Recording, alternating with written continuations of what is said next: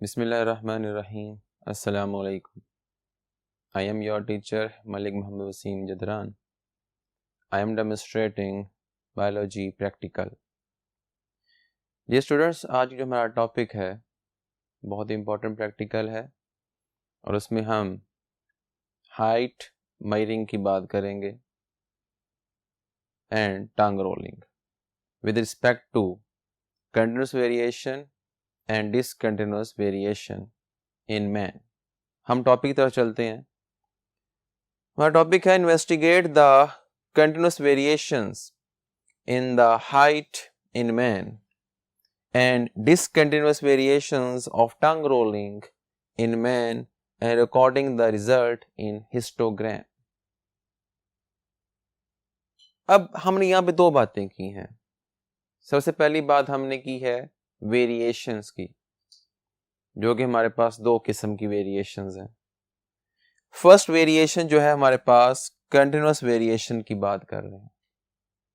ऐसे changes, variation mean change जो मुसलसल आ रहे हैं, उसमें कंटिन्यूटी है। अब इसका मतलब क्या कंटिन्यूटी है?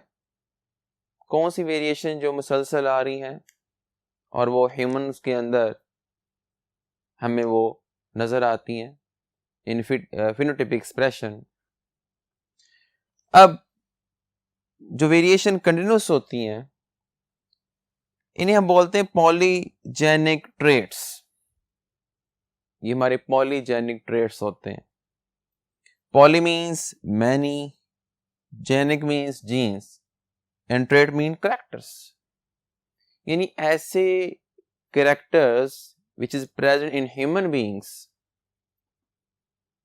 which is controlled with many genes, यानी एक कैरेक्टर है और उसके पीछे मल्टीपल जीन्स जो हैं वो उसे कंट्रोल कर रही हैं।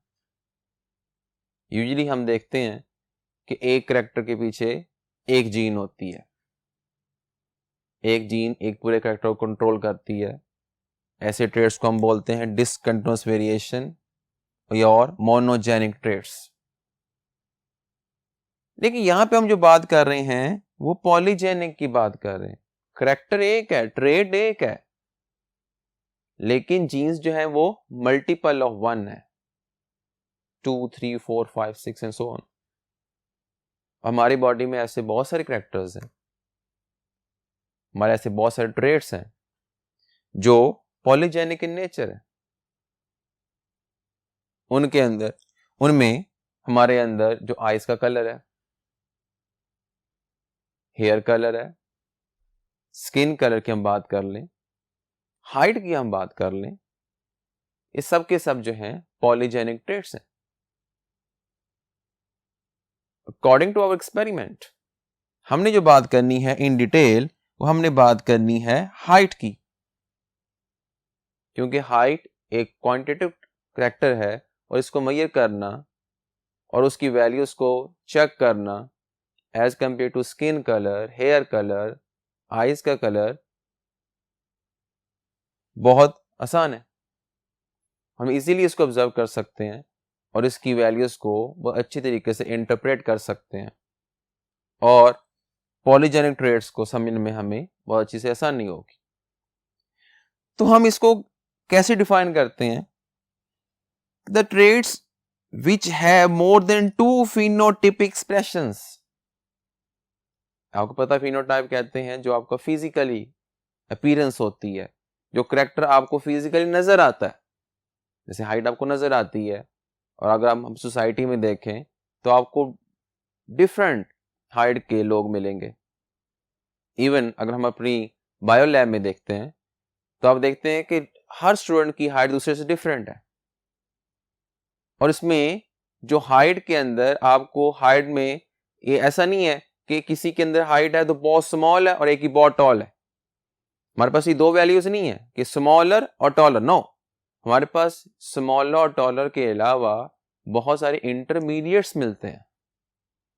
तो पॉलीजेनिक ट्रेट्स की ये खुसूसियत होती है कि इनके अंदर इंटरमीडिएट्स की प्रेजेंस होती है, यानी एक मिनिमम हाइट वाला, स्मॉलर हाइट वाला और एक बहुत टॉलर ये दोनों के बीच में हमें बहुत सारे इंटरमीडिएट्स मिलते हैं जो मिनिमम से स्टार्ट होते होते और एक एवरेज उसकी वैल्यू आती है, उसकी पीक आती है जो कि सेंटर होता है of the minimum and maximum height का।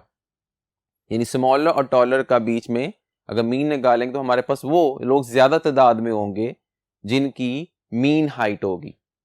सपोज अगर हम सोसाइटी में देखते हैं तो हमारे यहाँ मिनिमम हाइट जो है वो अगर मेल्स की बात करें 4.5 फीट और मैक्सिमम बात करें तो 7 फीट। जो हमें ज्यादा तादाद मिलती है वो किन की मिलती है? 5.5 to 6 फीट के बीच में। ये लोग आपको सोसाइटी में ज्यादा मिलेंगे। अब ये सारा प्रोसेस कैसे हुआ? ये इतनी वेरिएशन कैसे आई? क्योंकि हाइट के पीछे एक जीन नहीं है, मल्टीपल जीन्स हैं जो उसको कंट्रोल करती हैं। तो जब मल्टीपल जीन्स अपना इन्फ्लुएंस डालेंगी in addictive fashion, addictive way means कि हर एक अपना अपना रोल प्ले करती है। हो सकता है एक ह्यूमन के अंदर, एक मेल के अंदर या फीमेल में आपको कुछ जीन्स डोमिनेंट मिलेंगी जो हाइट को इन्हांस करेंगी, कुछ रिसेसिव फॉर्म में मिलेंगी। अब इनका ओवरऑल जो कॉम्बिनेशन होगा वो डिटरमिन करेगा कि उस पर्सन की हाइट कितनी होगी। तो जितने डोमिनेंट जीन्स ज्यादा होंगे डेफिनेटली वो टॉलर होता चला जाएगा, जितनी उसमें रिसेसिव जीन्स होंगे उतनी रिसेसिव मीन्स वो उसकी हाइट कम होती चली जाएगी। और जो इंटरमीडिएट्स हैं उनमें क्या होगा? उसमें डोमिनेंट और रिसेसिव जीन्स जो होंगे इक्वल प्रोपोर्शन के अंदर प्रेजेंट होंगे। तो ये था हमारे पास पॉलीजेनिक ट्रेट्स या कंटिन्यूअस वेरिएशन। एक तसलसल सा जो वेरिएशन आती है और करैक्टर में आपके पास मल्टीपल फिनोटाइप्स जो हैं आपको मिलेंगी। अगर हम बात करते हैं डिसकंटिन्यूअस की, जो गैर मुसलसल तगय्युरात होते हैं, तब्दीलियां होती हैं, चेंजेस हैं बॉडी में, उनमें आपके पास बेशुमार करैक्टर्स आएंगे। या तो वो करैक्टर होगा या फिर वो नहीं होगा। फॉर एग्जाम्पल एक कॉमन एग्जाम्पल हम लेते हैं, उसमें क्या? टंग रोलिंग। जो अपनी टंग को प्रोट्यूड करते हैं, अपने माउथ से बाहर निकालते हैं, तो कुछ लोगों में एबिलिटी होती है कि वो अपनी टंग को रोल कर लेते हैं, यू शेप टंग बन जाती है। जब प्रोट्यूड करेंगे तो टंग यू शेप्ड में आ जाएगी, कर्व्ड हो जाएगी। जिनकी यू शेप्ड जो होगी टंग होगी, हमने बोलते हैं ये टंग रोलर्स हैं, डोमिनेंट ट्रेट है। बहुत सारे लोगों में आपको ये मिलेगा। और अगर हम बात करें दूसरे एंड पर तो टंग रोलिंग नहीं होगी, नॉन टंग रोलर कहलाएंगे। अब ये ट्रेड क्या है? या तो प्रेजेंट है या एब्सेंट है। अगर जीन उसका डोमिनेंट है तो करैक्टर प्रेजेंट है, अगर उसका जीन रिसेसिव हो गया करैक्टर एब्सेंट। इट मींस इसके पीछे इसके पीछे एक जीन है जो उसके ट्रेड को कंट्रोल कर रहा है। तो ऐसे traits just like ear lobes, जो आपकी कान की ईयर लोब है, या तो ये फ्री होगी या फिर ये अटैच होगी। जिन अब अगर फ्री है या अटैच है, ये क्या है? एक करैक्टर या तो है या फिर नहीं है, कोई इंटरमीडिएट नहीं है कि आधी अटैच हो आधी फ्री हो। नहीं, या तो अटैच होगी या फिर नहीं होगी। Again monogenic trait. तो इस तरह बहुत सारे ऐसे ट्रेड्स हैं जो कि मोनोजेनिक इन नेचर होते हैं, जिन्हें हम क्या कहते हैं? डिसकंटिन्यूअस वेरिएशंस होती हैं, जिनको एक जीन जो है वो कंट्रोल करता है। तो आज के हम एक्सपेरिमेंट में हम हाइट को लेंगे कंटिन्यूअस वेरिएशन की स्टडी में, और टंग रोलिंग को लेंगे डिसकंटिन्यूअस वेरिएशन की स्टडी में, और एक्सपेरिमेंट ही प्रूव करेंगे, चेक करेंगे कि किस तरह से ये वेरिएशन बॉडी में आती हैं और ये किस तरह से अपना रोल प्ले करती हैं हमारी डेली लाइफ में। अब वो मटेरियल जो हमें इस एक्सपेरिमेंट के लिए रिक्वायर्ड होगा वो कौन सा है, उसको चेक कर लेते हैं। नंबर 1 पे हमें चाहिए मेजरिंग टेप, जो एंची टेप जिसे सिंपली हम बोलते हैं, या हमें रॉड होगा, उस रॉड के ऊपर हमारे पास क्या होंगी, न्यूमेरिक्स लिखी होंगी, और हम उसमें क्या करेंगे, उसके थ्रू हाइट को मेजर करेंगे। उसका तरीका बड़ा आसान होता है। अगर आपके पास मेजरिंग टेप है तो उसे सिंपली क्या करेंगे, आप वॉल के साथ प्लेस कर देंगे। अब जब वॉल के साथ प्लेस हो जाएगा तो उसके बाद क्या करेंगे, स्टूडेंट से कहेंगे हम रैंडमली कोई 20 to 30 स्टूडेंट्स की एक क्लास में से उसे सिलेक्ट कर लेंगे, और सिलेक्ट करने के बाद हम क्या कहेंगे, हर वन बाय वन हर स्टूडेंट से कहेंगे कि वो सिंपली क्या करे, अपने शूज को टेक ऑफ कर दे, और उसके बाद बिल्कुल स्ट्रेट दीवार के साथ जो है, बगैर शूज के, वो जो है वो दीवार के साथ वो वॉल के अलोंग वो स्टैंड करेगा, वो वॉल के अलोंग स्टैंड करेगा। और उसके बाद हमारे पास एक रेक्टेंगुलर प्लेट होती है जो हम उसके हॉरिजेंटली हेड के ऊपर रखेंगे, प्लेस करेंगे, और उसके बाद उसकी हाइट जो है, जो वॉल पे हमारी मेजरिंग टेप लगी होगी उससे हम मेजर कर लेंगे।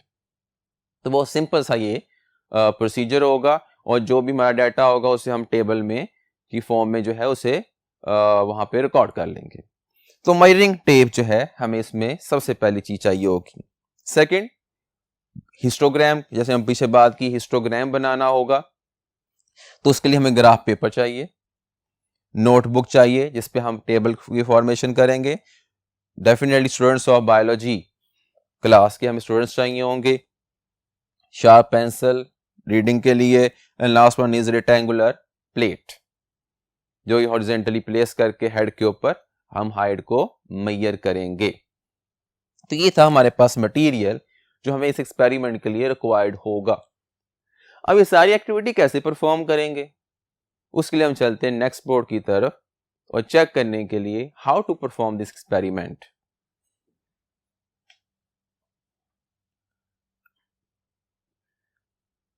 हम बात करेंगे प्रोसीजर की, उस मेथड की जिसके थ्रू हम ये सारी एक्टिविटी परफॉर्म करेंगे।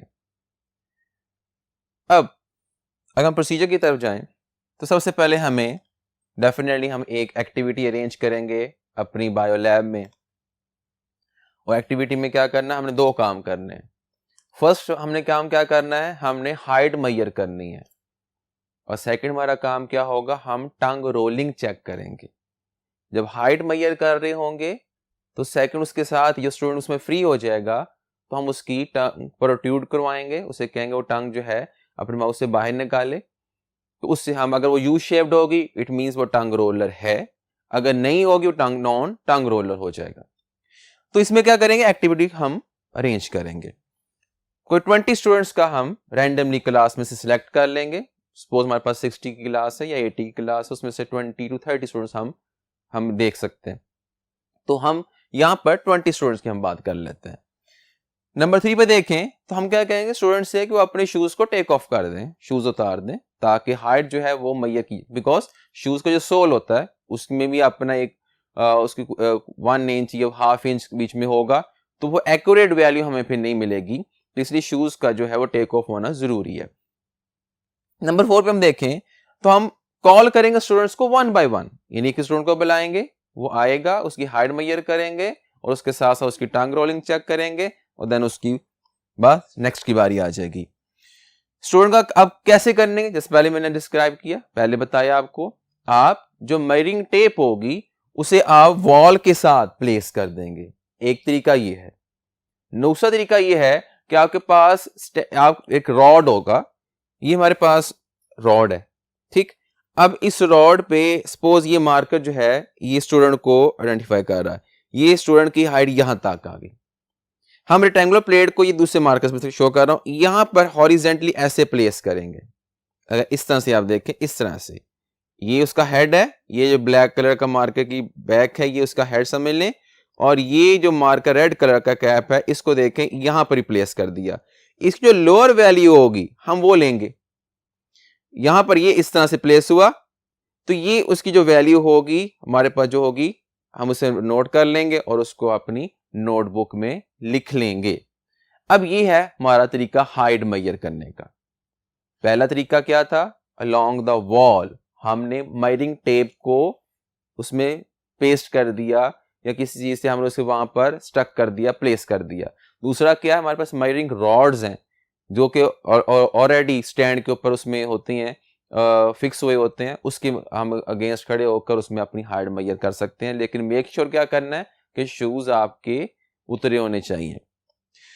उसके बाद हम क्या करेंगे, स्टूडेंट की टंग रोलिंग भी चेक कर लेंगे। सिंपली जुबान को उसे कहेंगे प्रोट्यूड करे। अगर प्रोट्यूजन के बाद उसमें टंग रोल यू शेप बनती है तो रोलर होगा। अगर वो स्ट्रेट रहती है जैसे लाइक से नॉर्मल जो टंग की शेप होगी वो स्ट्रेट वे में आ जाती है तो उसमें क्या होगा, वो नॉन टंग रोलर हो जाएगा। उसके बाद अपने डाटा को जो है वो हम टेबल की फॉर्म में ले आएंगे और उसके बाद हिस्टोग्राम जो है हम ड्रॉ करेंगे। अब जो फ्रीक्वेंसी टेबल हमारे पास आएगा, इस फ्रीक्वेंसी टेबल में देखें तो हमारे पास क्लास इंटरवल्स हमने ले लिए।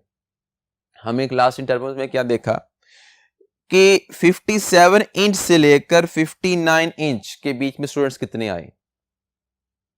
इस इंटरवल में हमने देखा कि हमारे पास एक ही स्टूडेंट्स की हाइट 59 इंच थी।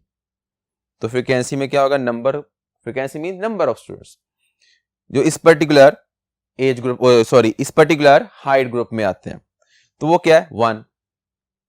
देन क्लास नंबर सेकंड में देखा 60 टू 62 इंच के जो हाइट के स्टूडेंट्स हैं वो कितने होंगे। तो उसमें हमने देखा कि ये अप्रोक्सीमेटली 5 स्टूडेंट्स हैं जो कि 60, 61, 62 and so on different height के आपको मिल रहे हैं। थर्ड इंटरवल में 63 टू 65 का हमने लिया और उसमें हमारे पास 10 स्टूडेंट्स जो हैं फ्रीक्वेंसी टेबल में हमने शो किए। देन हमारे पास 66 से 68 इंच में 3 स्टूडेंट्स का ग्रुप मिला और लास्ट वन जो है वो 69 टू 71 में हमें एक स्टूडेंट मिला जो 70 इंच हाइट का था। आप इस टेबल से भी एक आपने ऑब्जर्व किया होगा, हमारे पास जो मिनिमम हाइट के स्टूडेंट्स हैं वो क्या है 59 इंच का था और जिसकी मैक्सिमम हाइट थी वो 70 इंच का था। 59 वाला भी एक है यानी मिनिमम वैल्यू, और 70 वाला जो टॉलर है वो भी एक है। अब इसके इंटरमीडिएट्स को चेक करें। जैसे जैसे हम लो से हाई के तरफ जा रहे हैं नंबर इंक्रीज हो रहा है। 1 से 5 हो गया,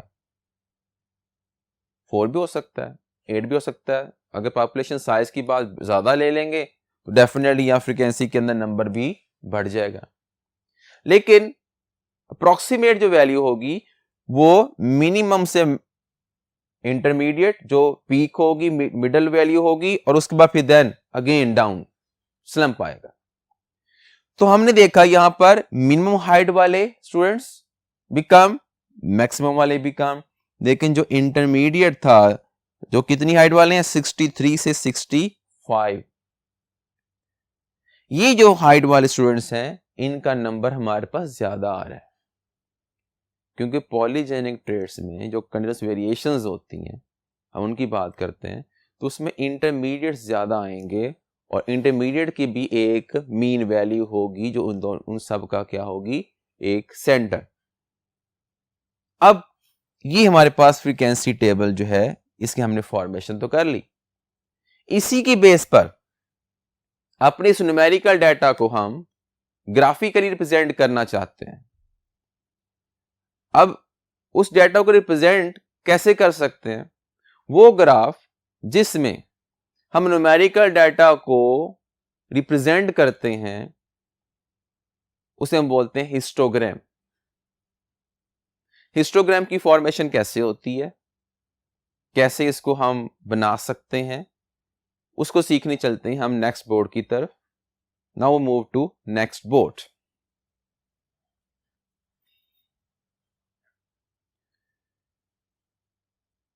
अब हम सीखते हैं how to make a histogram. अगर आप बोर्ड की तरफ देखें तो हम यहां देख रहे हैं कि अलोंग एक्स एक्सिस हम हाइट को लेंगे जो कि इंचेस में हमने मेजर की हुई है, जो टेबल की फॉर्म में पहले हमने चेक कर लिया था, और अलोंग वाई एक्सिस यानी वर्टिकल एक्सिस में हम फ्रीक्वेंसी को लेंगे जो नंबर ऑफ स्टूडेंट्स थे डिफरेंट हाइट के। तो अलोंग एक्स एक्सिस हम जो स्केल बनाया हमने उसमें देखा, हमने जो हमारे पास मीन वैल्यू थी वो 59 थी, लेकिन हमने वो क्या किया, स्केल में 5 का इंटरवल रखा है अलोंग एक्स एक्सिस, जिसे हॉरिजॉन्टल एक्सिस बोलते हैं। 55 to 60 इंच का इंटरवल लिया, then 60 to 65, then 70 and so on. Same way में हमने फ्रीक्वेंसी में देखें वर्टिकल एक्सिस की तरफ, तो हम 0 से स्टार्ट कर रहे हैं, उसको 12 तक लेके जा रहे हैं, और उनमें जो गैप है वो 2 का है, mean 0 to 2, 2 then 2 to 4, 4 to 6 and then so on. तो ये हमारे पास स्केल वैल्यूज आ गई। अब हम क्या करेंगे, टेबल में चेक किया हमने टेबल में देखा था कि हमारे पास जिस स्टूडेंट की हाइट 59 इंच थी वो एक ही था, यानी 57 से 59 के इंटरवल में एक स्टूडेंट हमारे पास आया। तो हम क्या करते हैं, हमने ये 59 पे इंच पे एक स्टूडेंट आ गया, हमने यहां से क्या लिया, उसकी हाइट 55 पे 56, 57, 58, 9 ये आ गई वैल्यू। यहां पे हमने ये एक बार शो कर दिया, ये बार आ गया, और इसको हम यहां पर कंसाइड करते हैं 1 के साथ। तो इधर से 1 वैल्यू क्या आएगी हमारे पास, 1, यहां पे 1 आ गया सपोज, तो फ्रीक्वेंसी 1, और ये हाइट जो है वो क्या है 59 इंच, वहां पे हमने एक बार शो कर दिया। फिर हम मूव करके गए नेक्स्ट वैल्यू की तरफ, हमने उसमें देखा था कि हमारे पास जो सेकेंड इंटरवल था वो 60 से 62 इंच का था, और उस इंटरवल में हमने उसकी मीन वैल्यू ली, तो हमारे पास मीन वैल्यू अप्रोक्सीमेट जो थी वो बनती है कोई 61 से 62 के बीच में। अब वो 61 जो वैल्यू उसको हम यहां पे रिप्रेजेंट करते हैं, हमने 60 के बाद इसको शुरू किया 61 से, और ये बार अगेन, और इसकी वैल्यू कितनी थी, कितने स्टूडेंट्स थे इसके अंदर, हमारे पास इसमें 3 to 4 स्टूडेंट्स थे, तो वो 3 to 4 स्टूडेंट्स के हिसाब से या 5 स्टूडेंट्स के हिसाब से हमने यहां पर बार बना दिया। अब देखें यहां पे कंटिन्यूटी मिल रही है, जैसे जैसे हम आगे बढ़ रहे हैं तो बार का साइज भी इंक्रीज हो रहा है। देन फिर हमारे पास जो थर्ड इंटरवल था उसमें हमने देखा हमारे पास जो वैल्यू थी उसमें कोई अप्रोक्सीमेट 10 स्टूडेंट्स थे इन फ्रीक्वेंसी नंबर, और उसके बाद जो उसमें हाइट मीन थी वो कोई 63 से 65 इंच के बीच में थी, जो उनका मीन 64 बनता है। तो हमने 64 के ऊपर जो है एक बार बनाया जो 10 स्टूडेंट्स का था, और ये यहां पर देखें ये कोइंसाइड कर रहा है 10 के साथ। तो हमने क्या करना है, एक तरफ फ्रीक्वेंसी चेक करनी है, दूसरी तरफ हमने हाइट को देखना है। तो जहां पर मीन वैल्यू आ रही है वहां पर हमने ये बार बनाना है और उसको कंसाइड कर देना उसके नंबर ऑफ स्टूडेंट्स के साथ या फ्रीक्वेंसी के साथ। देन इसी तरह से हमने नंबर 4 और 5 पे अब देख रहे हैं कि इसमें मिनिमम वैल्यू हमारे पास 59 है, मैक्सिमम थी हमारे पास 70, उनका हमारे पास एक एक स्टूडेंट मिलता है, बार में देख के एक एक शो हो रहा है। इट मींस दैट इस हाइट के जो लोग होंगे हमारी बायो क्लास में भी इसी तरह से अगर हम एक लार्ज पॉपुलेशन ले लेते हैं उसी में भी आपको मिनिमम और मैक्सिमम वैल्यू कम ही मिलेगी विद रिस्पेक्ट टू हाइट। ये और उसमें अगर हम इंटरमीडिएट्स की बात करें, ये इसके इंटरमीडिएट्स हैं जो यहां से शुरू होते हैं और यहां पर एंड हो रहा है जो हमारी इस वैल्यू में, उनकी तादाद देखें, उनकी फ्रीक्वेंसी जो होगी आपको मिनिमम और मैक्सिमम से कम मिलेगी, और इन दोनों का जो आपको मीन मिलेगा वो सबसे ज्यादा मिलेगा। इसका तो ये हुआ हमने हिस्टोग्राम से ये देखा कि जो मीन वैल्यू होगी पॉलीजेनिक ट्रेट्स में जो इंटरमीडिएट्स होंगे और उनकी जो मीन होगी वो ज्यादा तादाद में होगी, एवरेज वैल्यू ज्यादा होगी एज कंपेयर टू उनकी जो पेरेंट कैरेक्टर्स हैं मिनिमम और मैक्सिमम वैल्यू वाले। तो इससे हम देखते हैं, इसको अगर हम देखें तो इसे बेल शेप ग्राफ भी बोलते हैं, बिकॉज ये बेल लाइक एक शेप बन जाती है और ये कंटिन्यूटी को शो करती है। ये जरूरी नहीं है कि हर किस्म की जो है वो बेल शेप ही बनेगी, लेकिन यहाँ पे जो हमारे पास पॉलीजेनिक ट्रेट के अंदर हाइट में हम देखा हमारे पास बेल शेप जो है वो ग्राफ की फॉर्मेशन हो रही है। तो ये हमारे पास है हिस्टोग्राम ऑफ हाइट। और नाम भी देते हैं हिस्टोग्राम को, हम इसे वर्टिकल बार ऑफ हाइट भी बोल सकते हैं, कि वर्टिकल जो है इसके अंदर ये बिल्डिंग्स बनी हुई हैं जो कि शो करती हैं डिफरेंट कैरेक्टर्स को इन अ पॉपुलेशन।